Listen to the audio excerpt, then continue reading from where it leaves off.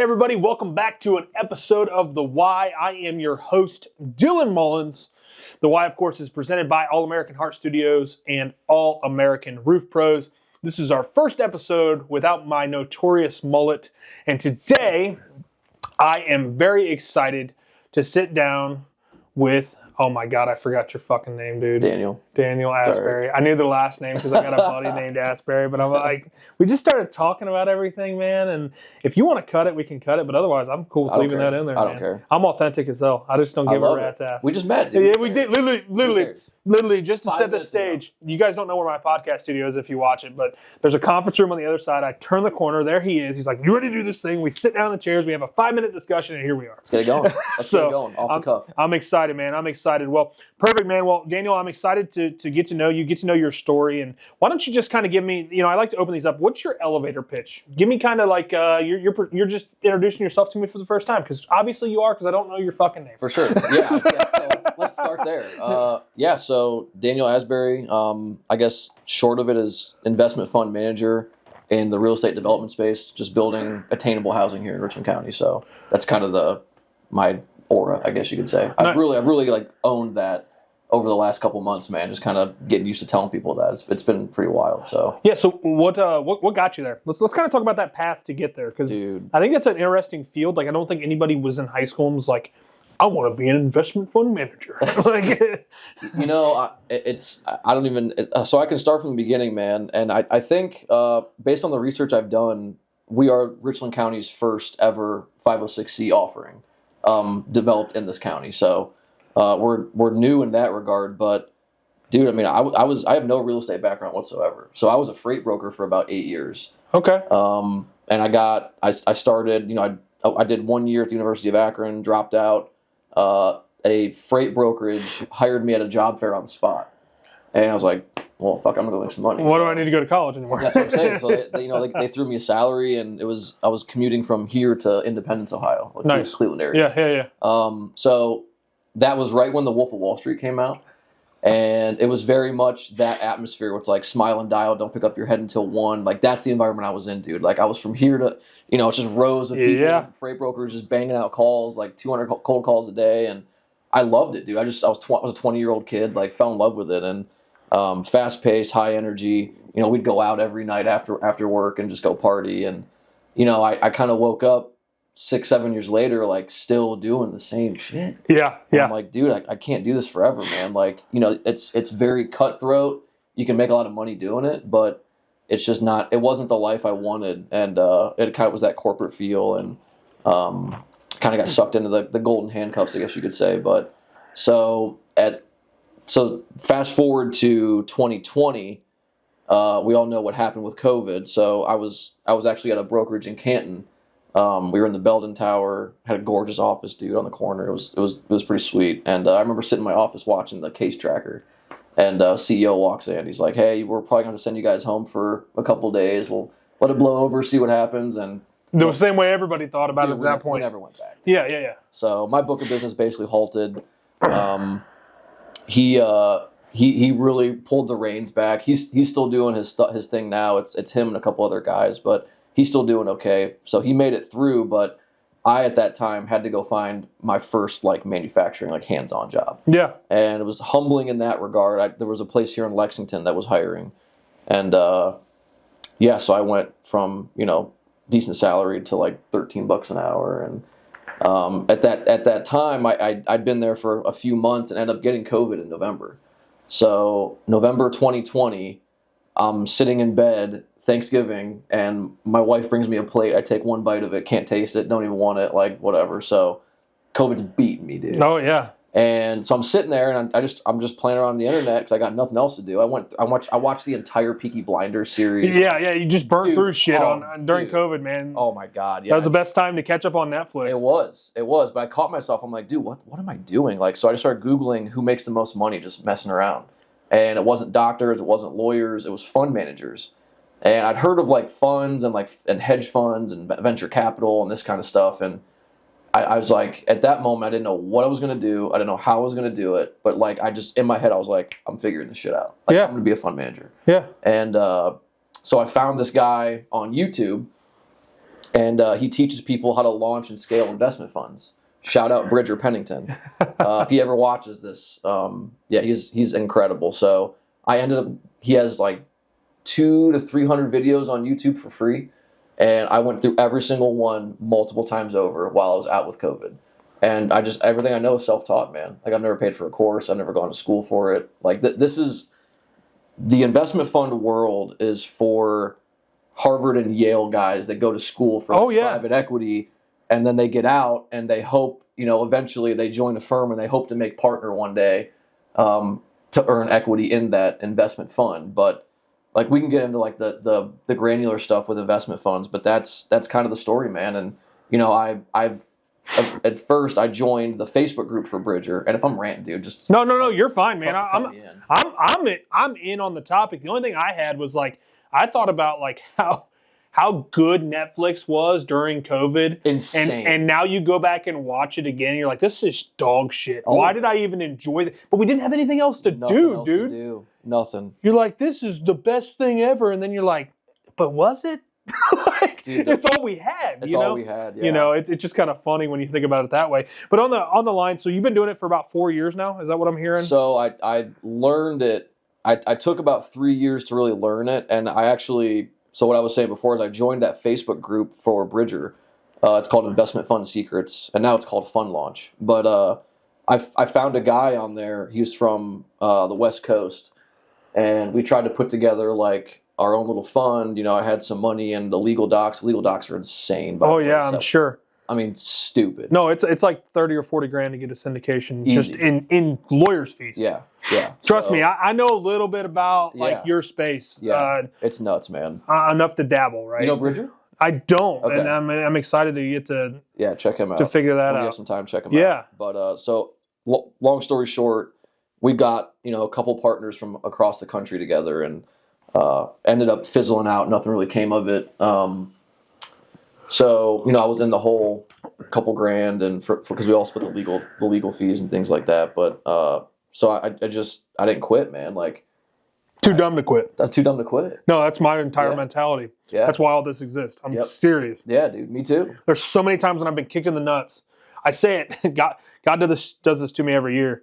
I feel like he asked me, like, are you sure you want to keep doing this? Yeah. And it's every year, first of the year, something happens, and I'm like, come on. Yeah. Yeah. But I'm just too stupid to quit. Yep. That's how I am, man. And I think Morgan Freeman in, was it Evan Almighty, when he's talking to the wife, and he's like, when someone prays for patience, does God give them patience, or does he give them the opportunity to be patient? Yes. Like, that's how and that movie, like, alone, like, that's how I view certain opportunities. But that's, we'll dabble on this topic a little bit, because it's not a religious podcast, but like, I think too often, like, people are like, God's just going to fix my problems.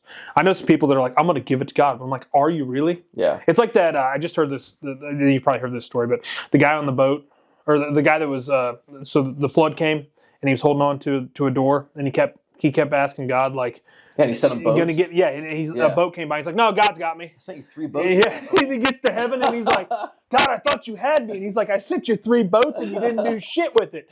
Like, I love that. It's like if I pray for a good garden but I don't go pick up the hoe, I'm not going to have a good garden. Correct. You got to put in the work. Correct. And it's funny, like with your story and my story too. Like, I'm not formally trained in business. I have a teaching degree. Which was just kind of a fallback, honestly. And then, like, I had one bad experience with a kid, and I'm like, I'm going to end up beating the shit out of these bastards. I cannot do this. This is not for me. So I peaced out. And probably a good call. It was. And honestly, like, everything does happen for a reason. There's no such thing as a coincidence in this life, right? Even, like, if you really like you talk about the granular side of it, if you think about like that moment, that pinnacle moment, which is clearly very vivid to you, that you were watching the ticker, boss walks in, like that did not happen by chance. No. It was all already laid out before we existed. And with that being said though, like, I forgot where my train of thought was going. With not being formally trained, like, I probably have more experience, and I don't say this on an arrogant level. I just say this from just like an observation standpoint. And I go around and help consult with other business owners at this point in my career. I don't have formal business training. but I guarantee you I probably have more knowledge than somebody walking out of most of your Ivy League schools at this point in my career For sure. than you can get on a business degree anywhere else. And I tell kids that all the time. I'm like, you want to learn about business? Pay me $100,000 and ride around with me for a year. Yeah. Get in my truck for a year. Go with me wherever I go. Live with me. And I guarantee you're going to learn more than you could in a 4-year degree because I am a practitioner, not just a thinker, right? I'm not just thinking about, oh, this is how I think it should work. Yeah. I do some of that. It's called business planning. Yeah, I mean, you're going to have to do some of it. But yeah. Yeah, but you have to it's the implementation that sets you apart. Yes. Yeah. Yes, and you get paralysis by analysis, which is something that sounds like you probably went through a little bit there. Dude, I wouldn't even say that. I mean, because I knew I wasn't going to stop. I knew I was going to figure it out. So for me, at that point, post that falling through, the first one. And give me the timeline. Like, what's that? So when was this? This roughly? is probably end of 21, early 22. Okay. Somewhere in there. Okay, so you actually took some action pretty quick. For sure. Oh, yeah. That's good. I'm a psycho. And it's just hard to get the time frame, right? Yeah, so I wasn't trying to pass judgment or anything. Yeah. So then I'm like, okay, well, at that point, I'm like, okay, so I know now, and here's the trial by fire, and I'm learning. I'm not partnering up with anybody whose door I can't drive and knock on. Yeah. Like, I'm not doing it. Yeah. Like, I don't want West Coast partners. No. I need somebody in Ohio, bare minimum. Like, Ohio, preferably Richland County is kind of like, so I started going pitching people, and I was I'm talking to some of these older guys around here. I'm not gonna put any names out of course, there, but, no. So a lot of them, like, they're successful already, and there's just no need for them to, because set in their ways for sure. And it's that older generation. It's not anything wrong, right? No, it worked for you. Yep. If it ain't broke, why the fuck are you trying to fix it? Well, and I started getting in rooms that I'm talking to these guys, and I'm explaining like the fund model to them, and like I'm kind of getting maybe a little too granular, and I'm just kind of talking over their heads. And some of these successful guys don't like that because they don't, they think they're hot shit. So they don't. And if you're the smartest person in the room, leave, right? Like, for sure, they don't have that mentality though. Yeah. They'd rather So there's that aspect for sure. So I ended up finding this guy through a podcast, a local podcast here, and he's been building a bunch of stuff here in Richland County, and I ended up going to him, and I was like, look, dude, I can scale you. Like, let's do this. And how he was setting it up was he was having each individual investor tied to each individual property or project. So, I mean, he had like 40K ones on his taxes. Like, it's a nightmare, dude. Yeah. So I'm like, dude, we set up the entity one time, legal docs one time, and then we just filter cash through it nonstop, forever and ever. Amen. We just go build. And he was like, yeah, let's do it. So, and it just so happens that he's a 32-year-old kid. Like, I'm 30, he's 32. He's a cool dude. We're like really good friends now, and we're both young and hungry. It's just, he came from Alaska like 7 years ago. Like, and he just happened to be in Mansfield. Like, yeah, it's what else do you call it? Again, no such thing as, there's no such thing as coincidence. No, none. So that's how I ended up with him, and we set up formally in February. We got everything finalized, legal docs wise, and we've raised a decent chunk of change, got some deployed, and started to build, man. So that's awesome, man. Yep. That's awesome. What has been your biggest challenge? I think we may have already covered it, but what has been your biggest challenge in your business career so far? Dude, if you go on my Instagram, the last post is probably like last year at some point. Like, I'm very off of social media, and I can't afford to be like that anymore. Like, I need to start getting myself out there. That's why I've been doing a couple podcasts here and there, and but from a social media perspective, I think really just putting myself out there, man, because I'm super low key. Like, I know a lot of people, but I'm not one to go, like, I'm not searching for likes on Instagram. Like, that's just not who I am. I don't post. I have Twitter. The only reason I have Twitter, I haven't tweeted in like 4 years. I don't even have a fucking Twitter anymore. It's memes and funny videos. That's the only reason I have Twitter. Or X, whatever you want to call it. But it's X, yeah. X, we'll take it. Yeah. I still can't get used to it. No. I don't think I ever will. I love Elon, but I just I don't understand it fully. But I don't either. Why would you rebrand something that's so well known? Anyways. It was well known. It was very well known. But yeah, so that's been the hardest part, is just kind of getting myself out there, I would think, on a more, Well, it's hard. It's hard because if you have a lot of humility, and especially if you've worked really hard to get what you have, you have that humility because you know what it took to get it, right? Yeah. One of my favorite mentors and just favorite people in the universe, Dr. John Maxwell, says it best: you want to have what I have, but you don't want to do what I did, right? And I like that. But part of that is like telling that story along the way to let them know that this shit's hard. Yeah. Business is hard. Oh my God. Yeah. I tell people all the time, if it were easy, I wouldn't be the outlier. Yeah. Right? Correct. Everybody and their brother would go have a business. Yep. And it's not easy, and that's why the fruits come to those who work a little bit harder for it, right? Yeah. I get a little bit bigger fruit basket at the end of the year. Some years I don't. Some years no fruit basket. Yeah, some years I'm freaking taking fruit out of my freezer to get right. Right. But that's what guys don't realize, and I tell people all the time.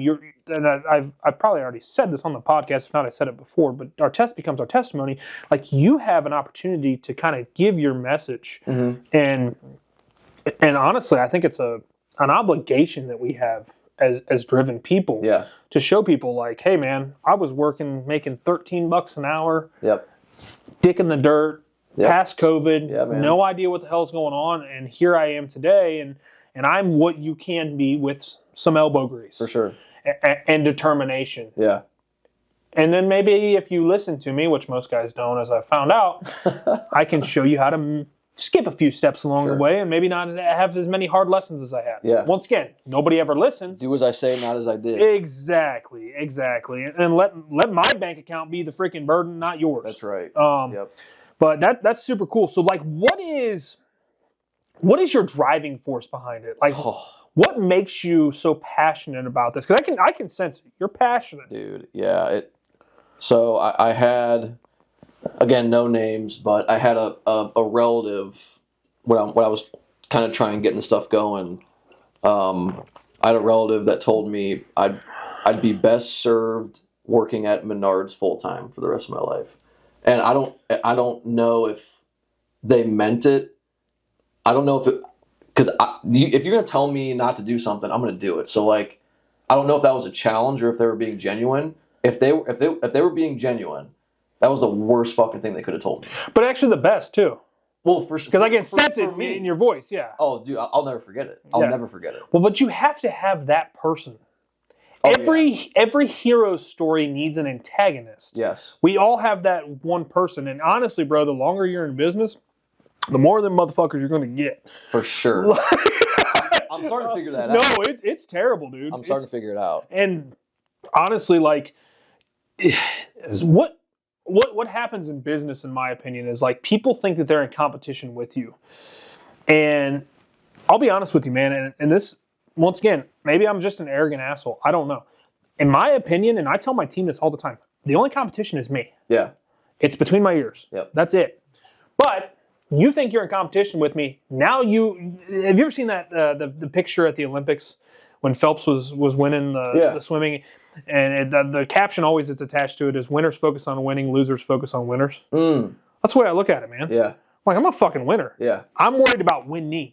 And honestly, I'd rather bring you along if you weren't such a dick. Yeah. I'm cool with that, man. Yeah. It doesn't have to be lonely at the top. Yeah. We can have friends. Well, there's more power in collaboration than competition. 100%. Yeah. And there's plenty of work to go around. It doesn't matter if you're in your space, in my space. You hear it all the time. You've probably heard this in your space, and maybe you're the guy that's saying it. I don't know. Not trying to call you out. My market's oversaturated. Every fucking market's oversaturated. Yeah. That's the dumbest thing that you can say in business, in my opinion. Yep. Because every market is, if you really look at it on a granular level. There's always going to be enough work, though, to be evenly distributed amongst everybody, and you just get what you... Inputs become outputs, right? Yeah. Whatever you put in is what you're going to get back out. Yeah. If you don't market enough, if you don't go talk to enough people on cold calls, whatever your marketing strategy is, you're not going to get it back out. Yep. If you're not servicing your clients the way that you're supposed to be, if you're not doing what you're supposed to be on the back end, you're not going to get anything back out of it because there's no inputs happening. Yeah.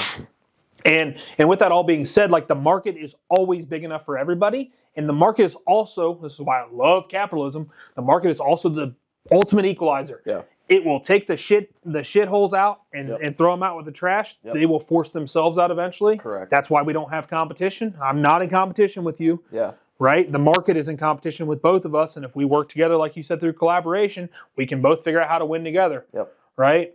And figure out how to become this whole entity that just kind of moves the needle in the right direction. Are there going to be moments when we are rivals? Yes, 100%. Yeah. We'll get an opportunity to bid the same work. We may be a rival at that point. But at the end of the day, if we can still look at each other man to man and say, hey, man, I'm happy that you're in our market. I'm happy that you're serving our customers. Yep. That's what really matters. That's what a free market does. I mean, it prices go down, quality gets better, accessibility becomes wider. Yes. Like that's all a free market does. And it's literally... It'll weed itself out. I mean, yeah, and it's supply and demand. You know, like right now, whether you want to blame it on what's happening with the election, the economy, whatever, there is a correction happening, especially in the home services space. For sure. And whatever, I'm not going to sit here and pretend to be an economist because I'm not. I can just kind of see what I think are direct correlations, and this is what I think it is. Either way, every single business goes through a correction. Yeah. All of them, because that's what a free market does. Yep. And if you go into panic mode, you're probably going to end up on the shit end of it. Correct. You know? So, sorry, I just went off on a massive tangent. You're more than welcome to also cut me off. You're right, man. You're not wrong. But let him cook. Sometimes you have to, man. And you know, we're both 30. I think we both have a similar worldview on things. And the other, where'd you go to school?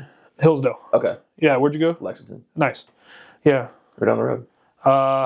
We'll talk off air about some. Anyways, we probably know some people. Yeah, I'm sure there's some common connections there. Yep. But the key thing that I think that if you find and you dig into every entrepreneur's story is they have that one person that said you can't. Yeah. And I love a naysayer. Bro. I had multiple. Let a naysayer say all day. Oh, dude, that McAfee video. Yes. Let's go. Yes. Let a naysayer know, man. It is so fire. Like, tell me, know. like I'm good. Tell me I'm gonna fail. Yeah. Please. Yep. My wife, and maybe you can relate to this. My wife's had a couple people just in the past week that are saying really? So she's in the horse business, and it's a tough business to be in. It's not a lot of cutthroat. Yeah, it's cutthroat. There's not a ton of like if you look at it from a business standpoint, you're like, how the you make money with this shit? Yeah. Like once again, I can analyze any business at this point. Like I can probably even figure out yours. Not saying that I'm arrogant, but I could at least look at it from a bird's eye view and go, yeah, you make money with that. Yeah, the concept is easy. Yes. It's the everything else. It's all the back end bullshit. But I don't need to know back end bullshit. I hire people for the back end bullshit. Correct. Yep. So I'm looking at all this and I'm like, because like we're at a point now in our life where we're like, do you have any kids? 5. You have 5 kids, bro? Yeah, dude. Damn, dude. Damn, Daniel. That's wife's a stay at home, and that's awesome. I tell people she doesn't work, but she'd kill me if she heard me say that. No, she works. Oh, for sure. We just had our first. Underpaid. She just turned 5 months old yesterday, and literally nothing better than being a dad. Congrats, dude. man. Yeah, thanks, buddy. It's a blast. Thanks, buddy. So how old are your kids? 10, 6, 5, almost 4, and almost 9 months. So y'all ain't done yet. Oh, we're done. Oh, okay. I got to saw my nads off a kite string. That's where I'm at. Man, we're tapped. Do you listen to Patrick Bet-David at all? PBD. I was listening to him on the way here. Have you heard him talk about how there's the smart people like you and I are the ones that need to be having all the babies, not the stupid people? Look at Elon. Yeah. Elon's got 12 kids? What do he say? Mars needs people? That was his excuse. Yeah, that's right, man. That's right. But anyway, so like you got to catch up. You got some work to do. Yeah, we're on it. If I had it my way, I'd have 11. I'm serious. Me too, dude. Me too. There's nothing better than being a dad. Yep. Genuinely, just on that side tangent. But anyways, what the story I was telling. So we're trying to figure that out. Like we're at a pivotal point where we're like, okay, do we go buy our own farm and start doing it that way, just so we have something, right? She works for a family business, so not exactly sure on the viability, I guess, would be the biggest thing, because things change, right? And we want the stability because that's her passion point. My daughter had a horse before she was born. Like my wife grew up riding. She's I think at this point, like a 14-time national champion Arabian handler. Like she's good. Wow. And she doesn't say she's good, but she's damn good. Yeah. But so we're like trying to figure all this out. Well, as this is all happening, she had somebody come to her and say, like, you know, I don't think you can do this on your own. And it was, I'm watching this all happen in real time, right? So like this is making me excited because there's nothing better. Like there's nothing better than watching somebody you really care about, like get passionate about something. Like, and I'm not talking about like the way I'm passionate about the Browns, which is a shit show right now. We could talk about that. Yeah, we could talk about that all day, right? Or the Buckeyes are not a sports team, right? But like that fire inside of you that becomes more than you. It essentially just kind of engulfs you, right? So she reacts to that criticism similar to you? The way that she should, yeah. Okay. Yeah, we have very similar personalities, which is odd. Yeah. The fact that we're married. That is odd. Yeah, we're trying to figure out if our daughter's rare. going to be like a massive introvert, like, or a massive extrovert. Like she's screwed either way because we're both extroverts. Yeah. So she's going to be one way or the other, right? My wife's a house cat. Is she? Yeah. Yeah, so you guys have a opposites typically attract. Correct. And there are parts of our relationship, obviously, that are opposites, but that one piece, it's like, it's a little odd. We'll see what happens there. Yeah, but we're doing fine. So just watching that spark, I could literally see it this week. I'm like, oh shit, here it is. Go. I'm like, that's the best thing that motherfucker could have said to you. You know what I mean? And she doesn't realize it. And I'm not going to sit here and allude to it because I want her to feed on it. Yeah. Right? Like when that family member said that to you, like, oh, you should just stay working at Menards. Like you're like, I'm warming your hands on that bitch. You're like, this is good. Watch. This is good. But if somebody had doused those flames, right? Yeah. What would have changed? Yeah. No, man, keep on your path. Keep on. Like what they said isn't that big of a deal. No. You need that. Yeah. You need that. For me, you know, I had a business fail. So I didn't have a person. I had an experience. Mm-hmm. So I had a business fail in 2016 and massive failure, like $300,000 in personal debt, like freaking no secured capital to my name and just underwater. Yeah, like freaking drowning. Yeah. And went suicidal. Like it was bad. It was rough. And but that's what fuels me. Is like I'm not going to go back to that. Like I'm going to prove that version of myself that you got it. Yep. Right? And honestly, bro, like it's probably the same amount as a Harvard education. Like you could argue it's worth more. To me it is because it's experience. For sure. That's the difference, and that's where I have a lot of beef with college, and we could probably talk about that all freaking day. I do too, yeah. But you have to have that person or that thing, that event, that time, and I'm sure somebody told me like you suck. Yeah. And it just I don't have that moment. Yep. And I don't know, man. I've always been an entrepreneur. Like, so no one really told you that you were out of your mind and you're psycho and I've had so let me add, close to you. Not even just naysayers in general, but like no one close to you was like, dude, what are you doing? I've had close family members, and this is just kind of as a generality. Yeah. Like to hear what kind of volume we do in business. And they're like, that doesn't, there's no way you can stay at that, you know, and shit like that. And I'm like, well, watch me, motherfucker. I'm going 3 times that, you know, and things like that. But not really, man. I was pretty lucky that I had a great support system. So that's what's odd that I'm like a high drive entrepreneur. I did have like my parents divorced when I was 6, so there's like that aspect of it, and then I'm the oldest of 5. Mine divorced when I was 2. Yeah, so I think that plays a role too. Like I'm big on the psychology back end of like who we are, how we are, who we are, yep. And like then when you start studying that shit, and you may be able to relate to this as a dad. I'm like, okay, I know what made me me. Right, and I'm really happy with who I am now, but I know all the shit I went through to get here, for sure. Which sucked. Yep. But also in the same exact breath, I don't want my daughter to go through that, but I also want her to go through it, so that way she can be. It's a double-edged you know sword. what I mean? It's double-edged sword. Yeah, because you don't want to put them through divorce or all these traumas and things like that. But also at the same time, like it hardens them. They need it. They need it. Yeah. That's why the world's so damn soft. Yep. Start beating your kids. I don't give a shit if like. Bro, there are so many kids I could. He's in the camera too. I don't give a shit. I'm talking somebody watching right now. Beat him. Yeah, no, and that's really I don't mean just beat the shit out of your kids, but smack them on the mouth sometimes when they're doing things, and stop trying to be their friend. Yeah, I don't understand how folks can do that. Yeah, I think a lot of it comes back to that religious piece, man. I think we've just lost good morals in our society. Oh, it's absolute moral decay. Yeah. Look at the Roman Empire. Yeah. Well, and moral decay. And I don't know how we pivot is the problem. Like not to get on the political side of things, but like just because I know that's a hot topic just in general.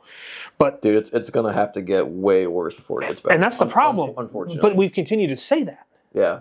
So when is the freaking tipping point? Like, where is our rock bottom? How bad? Yes. Is it gonna get? Like, do we just need complete anarchy? Do we need a war brought back here that we haven't had in freaking 300 years? You know what I mean? Like, these are all the topics that you start going through in your head. And you're like, these aren't good.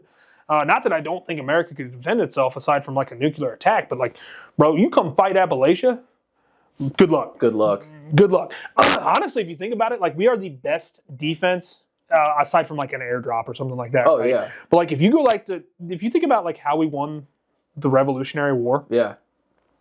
We literally, and we didn't obviously have the West Coast at this point, but literally on both sides of this country, there's two big mountain ranges that kind of just protect the Midwest. Yeah. Like if there's ever anything to try to come, it's true.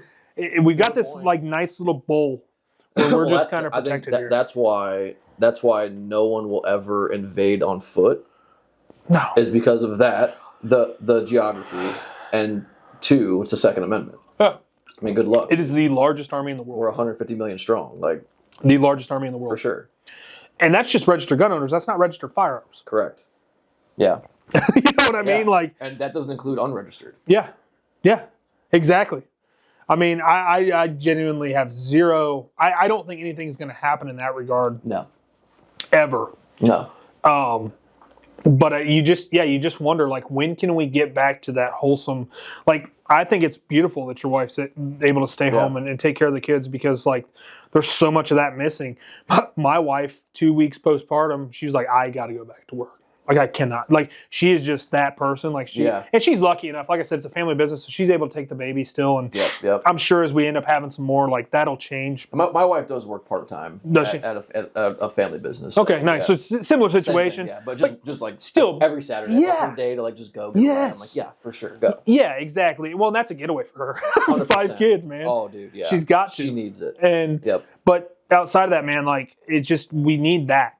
And sitting around and having a meal together, and just being the nucleus family.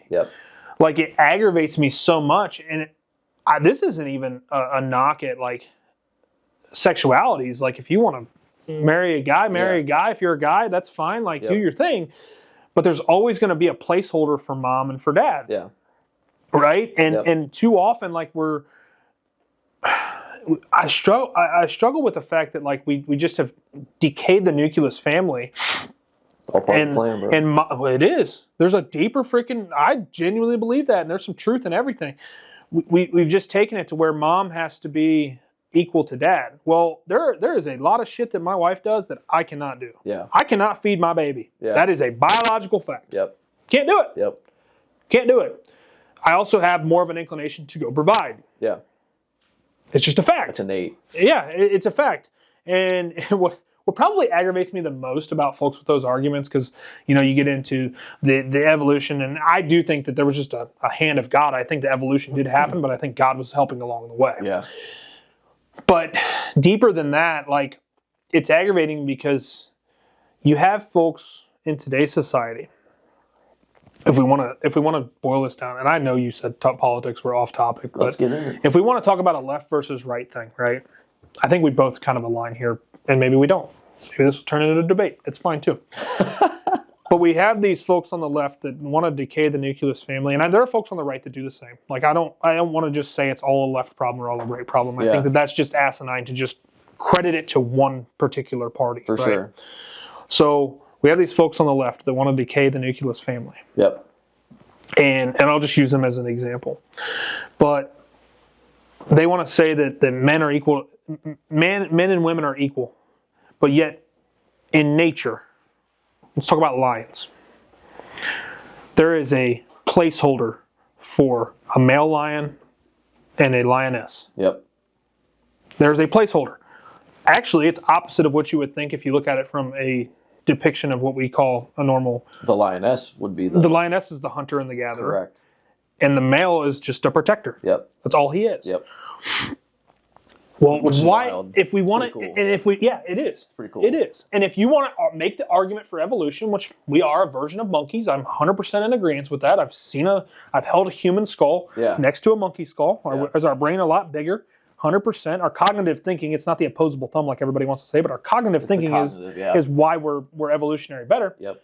But if we are, and I'm agreeing with you that this is the case, why is there not a feminine and a masculine role in every relationship? Right? Why do we have to be equals? Yeah. Why does my wife have to do everything that I do? Why do I have to do everything that my wife does? We have roles. We have a purpose.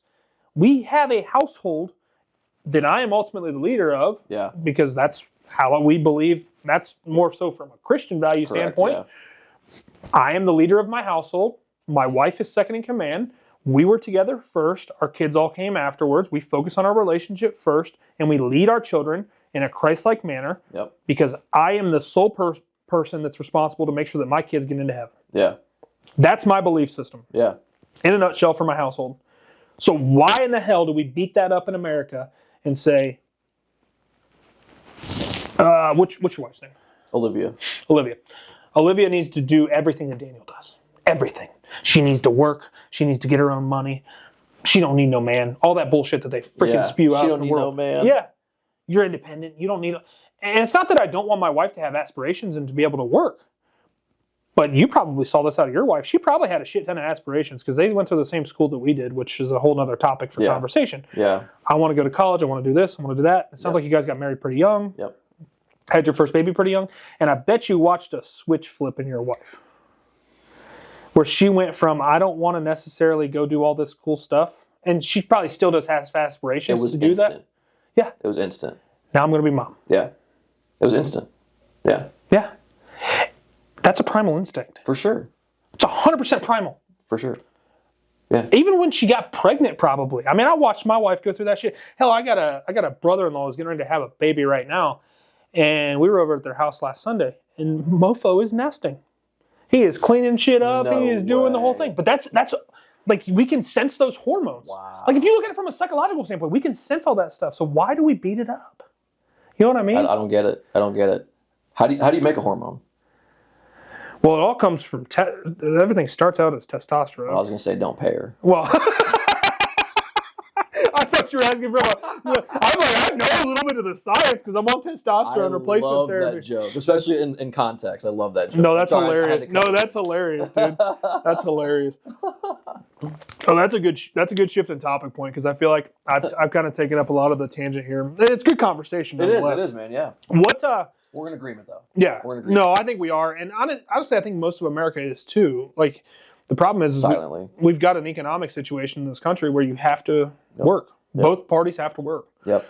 Even me, that does fairly well. And granted, my wife and I live a good life. We live very frugally as well. But, like, with our aspirations, it still helps that my wife gets a paycheck. Yep. I'm not going to sit here and BS. Yeah, I mean, for all of us. Yep. And it's just tough, man. I don't know where we go from here, but let's kind of shift topics here. So the 5 kids, man, which is impressive. That should have been your freaking interesting fact, in my opinion. But that's super cool, though.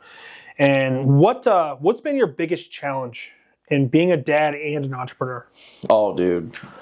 I mean, aside from the obvious of time divvying up,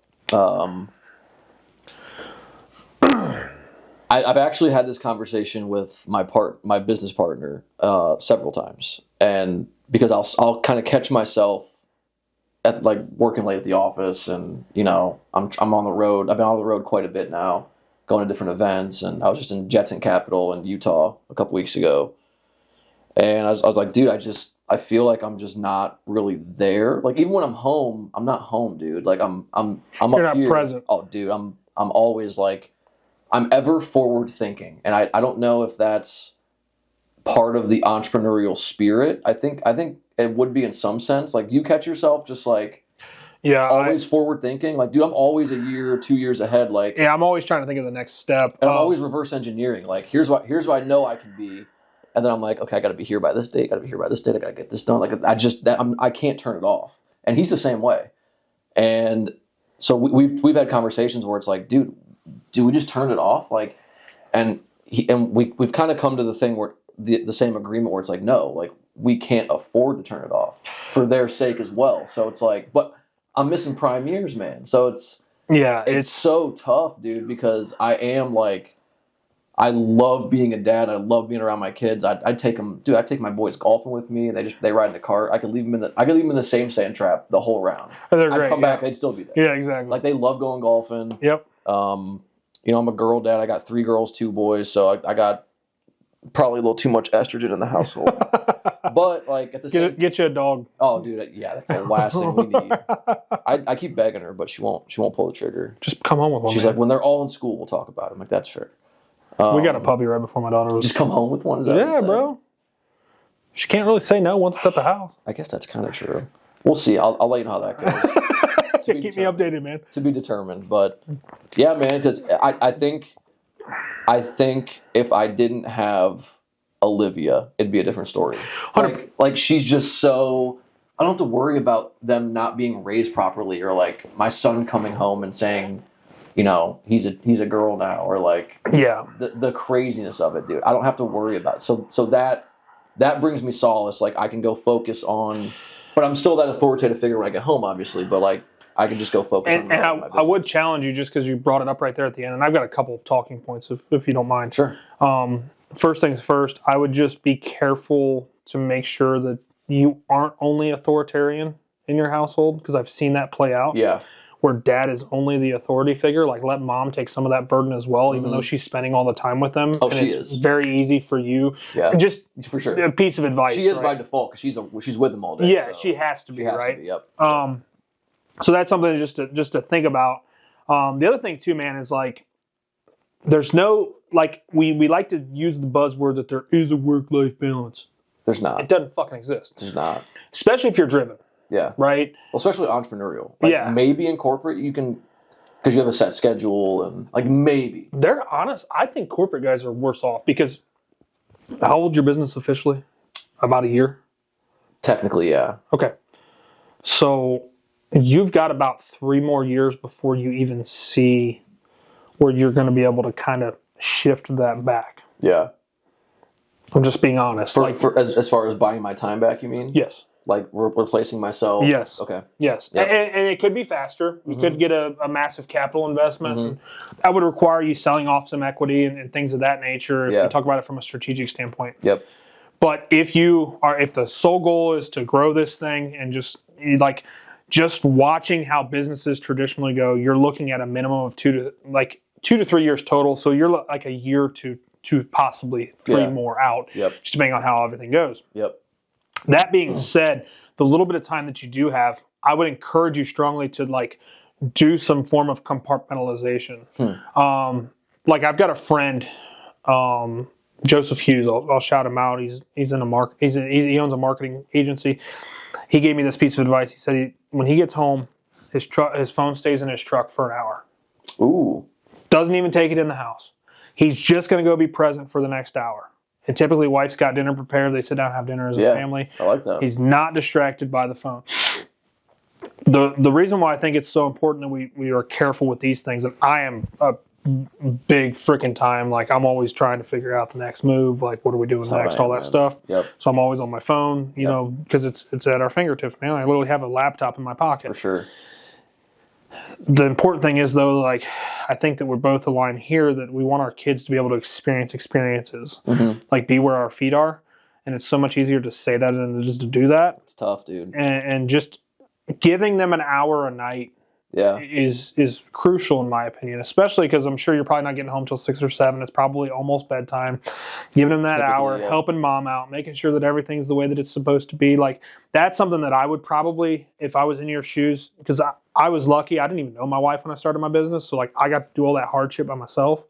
You know what I mean? That's the best case. Yeah, I mean, literally. And I told her that. Like, we went through a decline this year. And I'm like, all right, you're going to see a side of me you've never seen. Yeah. I'm just letting you know. Forewarning. Yeah, like. Well, we've had that conversation too, man. Like, And as long as you're prepared You're for not going to see everything. me for a year. Yeah, I'm going to be balls to the wall. But in the next couple of years, payoff should when I'm be able to replace myself and start hiring and firing, like, it'll be different. The payoff should be there at some point. Yep. But the biggest thing, man, just because you've already brought it up, is like just being present in the moment now. Yeah, is probably the biggest focus point that I would just make, because unfortunately, at the end of the day, man, like, you cannot get the time back.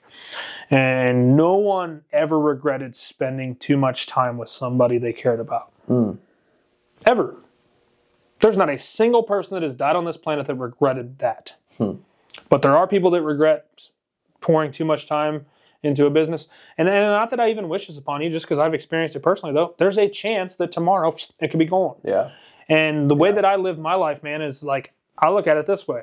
If I got my daughter, my dogs, my wife, and a box down by the river to keep them covered, I'm good. Because God can take it all away tomorrow. Yeah.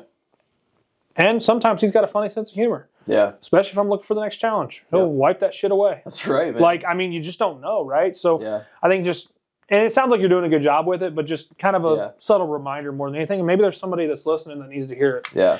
And that's just kind of the way that I look at it. Yeah. And I do try to pick them up, drop them off, and pick them up at school which is good, man. Once a week at least. So just being present and just making sure that you're present with them is huge. Yeah. And that's hard. It's super hard, dude. Like, I mean, there's been a lot of nights. Like I said, my daughter's 5 months old. There's been a lot of nights when I get home 7, 8 o'clock. She's damn near ready for bed. Like, I get maybe 15 minutes to hold her and you know, all that good stuff. And then my wife, we're eating dinner nice and late because of me, because we like to try to eat together as a family. That's something we've tried to instill. We need to do better at that too. Let me ask you this, just because we're on the topic. What have you done? You got 5 kids, man. It's nuts. What have you done to make sure that you and your wife are first? Oh, man. Or have you not? So we've been to a few concerts the last couple of years.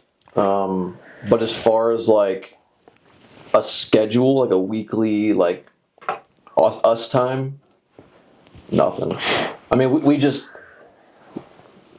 have like a mutual understanding. It's just this is the route I'm going. I have a mission to solve the housing crisis in Ohio. Which is your why. Which is my why. And it's bigger than your why not. And it's bigger than my why not. And we need to do better at it. Yeah. We need to do better. I need to do better at it. So, but we are like, so. It sounds like you guys have a healthy marriage. So I'm not trying to. Yeah. It's oh yeah, dude. She keeps me like in my place for sure. Because I get pretty big headed.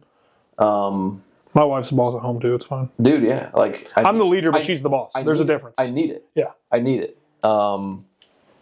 So like we are, you know, not to get too personal, but like we stay fairly intimate with each other, and you know what I mean? And you know, we're both still young, and so there's that aspect that helps a lot, I think. 100%. But yeah, I mean, as far as like a weekly date or a monthly like getaway, like we're super bad at it.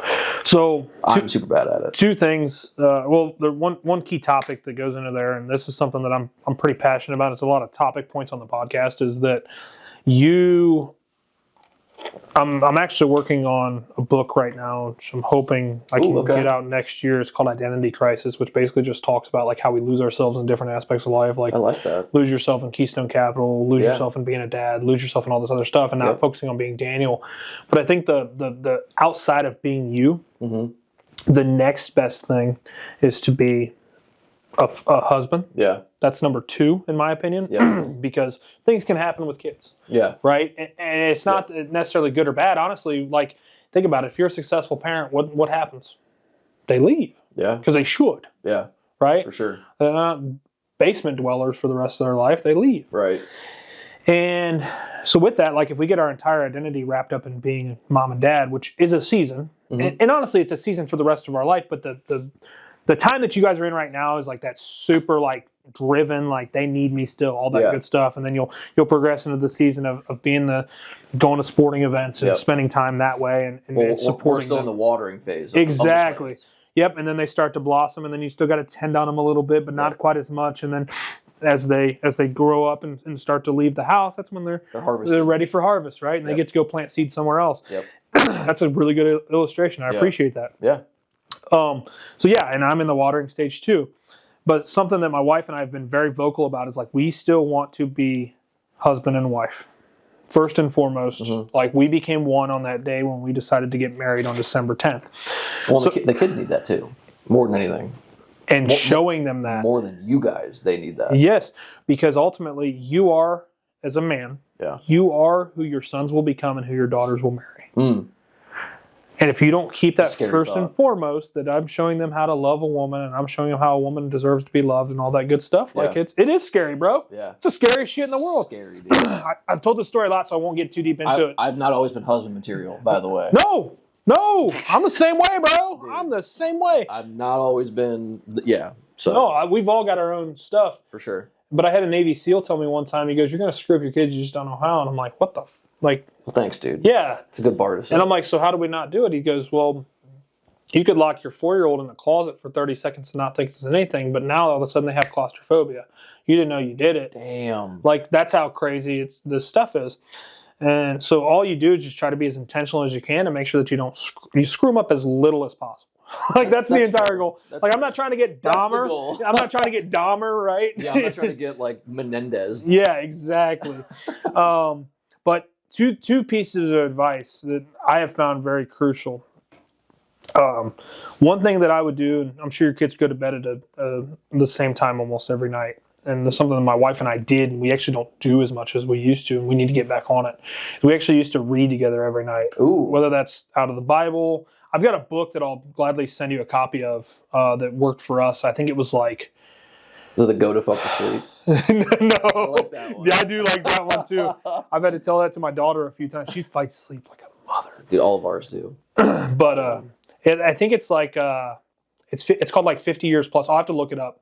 But we got it as a wedding gift. Okay. And we actually just started doing this every night, every morning. We would pick a time and we would just sit down together and read. We would take turns. I'd read a story, she'd read a story, and it was like Carl and Mary had a chicken farm, and this is what they do, and then there's a little Bible verse at the end, and it just kind of wraps it all up. It's a page long. Then we just spent some time afterwards talking about it. You don't think it's much, but it's literally like 15, 20 minutes that you spend together that's just you. Yeah. It's back to that, just making sure that I continue to stoke that flame a little bit. Just make sure that out the outside world for a little bit. Yeah, just show her that she matters, right? And if you can't give her 15 or 20 minutes, like, it looks really bad as men, for sure, in my opinion. Oh yeah. So that's one. The other one that I would do is, and you may not be in a position to do this, but honestly, it doesn't even have to be that crazy. Just don't even do like once. Like, the date nights are great, like setting them aside once. But dude, when you got little kids, like it's hard. It's like tough, dude. I still haven't been away from my 5 month. I have personally been away from my 5-month-old one night. My wife has been away 0. Wow. Like we just don't. She goes everywhere with us. Yeah. And but once a quarter. Okay. This is my challenge to you. There's 2 challenges to just help you out with this, hopefully. Yeah. Once a quarter, just do a getaway. Maybe it's just one night. Maybe it's a weekend. Maybe you guys take a freaking vacation. I don't know. Doesn't have to be anything extravagant, but it can be extravagant as you want. Yeah. Just a night. And you don't have to... Here's the thing, man. Like, you don't... Like, when I challenge people with this, they're like, oh, we don't have the extra money to do this. Bro, you're getting too freaking deep here. Yeah. Go rent a freaking Airbnb in Lexington. Like you live in Lexington, right? Go rent an Airbnb in Lexington and just get the frick out the house. Yeah. Yeah. And just be together. Yep.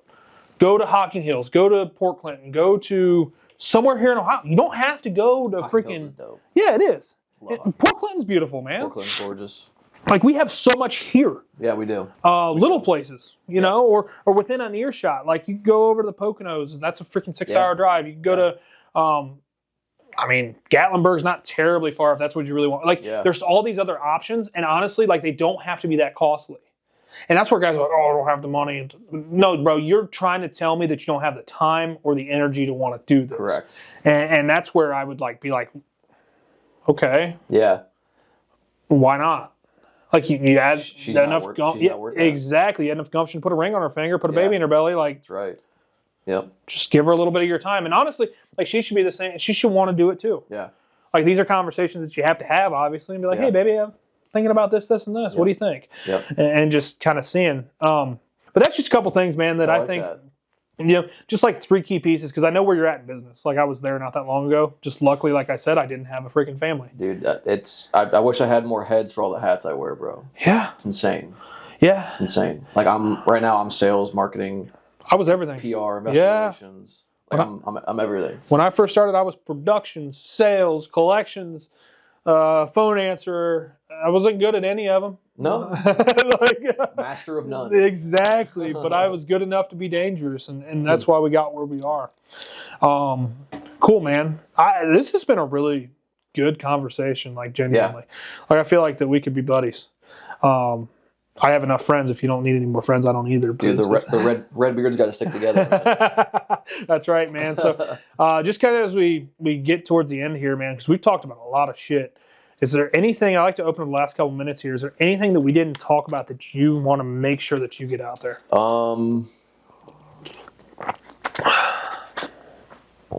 I would say no. I think we covered a lot of bases. I will say that our investment thesis, we have roughly $200 million worth of projects that in the pipeline right now, right here at Mansfield. So awesome. Mansfield's 3,500 doors short housing today. They did a housing study that came out last year, and we're trying to make a dent in it, man. So it's awesome, man. Yeah, and good on you. I love how you've taken the mentality of if not me, then who? Yeah, which I think is crucial. And I think it's not even me; it's we. Exactly. But you're the one that's spearheading it. Yeah. And you're the one that's going out there having the conversation. So at the end of the day, like you should still give yourself some flowers. And it's hard. Yeah. Bro, I hate getting recognized. Yeah. I hate it. I gotta get out there, man. I have to. That's the only way it's gonna work. I'm Randy the Rooster. You ever heard of Randy the Rooster? All right, so this farmer brings a rooster home. He doesn't have any roosters, he's got a bunch of hens, right? And he's like, Randy, I got a bunch of hens, man. So take your time. Don't run through them all at once. Like you'll be all right. Just take your time. So he lets Randy out to pasture, and the next morning he comes out, and Randy is laying there with his legs up in the middle of the pasture, dead. And he's got buzzards circling him. And the farmer's like, Randy, I told you, you stupid son of a bitch. Like you went through all these hens, now you screwed yourself to death. Randy goes, shh. He was waiting for them buzzards to come down. He wasn't done yet. I'm Randy, man. I can't stop. I'm nonstop. I love it. I'm all day, every day, man. So I want more, and that Randy story is a Grandpa Asbury special. I love that. Rest in peace, Grandpa. But so I'm Randy, man. I'm nonstop. I love that, man. Yep. And I can 100% relate. It's a subtle reminder that like if you tell your dreams to the wrong room, they'll crush them faster than you can get them out of your mouth. And or you could take that and run with it. But if you're not in the right headspace, stoke the fire with it if you can. But you got to also be careful who you're telling your aspirations to, because they can crush them out real fast. Yep. Either way, you are what you hear. Yeah. And run it back to the Bible, man. Our words all have power. For sure. And we are made in God's image, and what is the first words in Genesis? God spoke. Yep. It doesn't. In the beginning, God spoke. Like it cannot get any more granular than that. Yeah. So I'm really thankful. I feel like we could keep going for like 4 hours, man. I really do. I can do it all day. Like I genuinely feel like we've got a pretty solid connection here, and I'd be more than happy to invite you back on. For sure. You're local to Mansfield here, and we'd love to have you back on. But as we wrap up, guys, we went on a lot of tangents, man. But I think there's a lot of value in here. Like if you're, I think the biggest one, and Daniel can tell me if he would agree or not, is like if you're stuck in limbo on what you want to do, and you're looking for that spark, or somebody that's in those scenarios, this is the podcast for them. This is going to tell you about a story of triumph, which I can 100% relate to. You're just beat down and you don't know where to go, and then you just kind of figure it out and God provides. But on top of that, man, we're talking about a lot, man. We're talking about just kind of where we feel like that our country or our communities need to go. I wouldn't even say our country. Like, we can work on Mansfield, just like Daniel's trying to do here. Where our community needs to go towards is just starts in the household. Yeah, trying to make it better. Yep. Where you can start. Yep. And we also talked about like how you can still have that intimacy even after the kids and all that good stuff. Like, even with a business. Yeah. Like, a lot of you guys have probably 9 to 5s, which is fine. We need you out there. Like, if you're gonna be a burger flipper at McDonald's, be the best fucking burger flipper at McDonald's.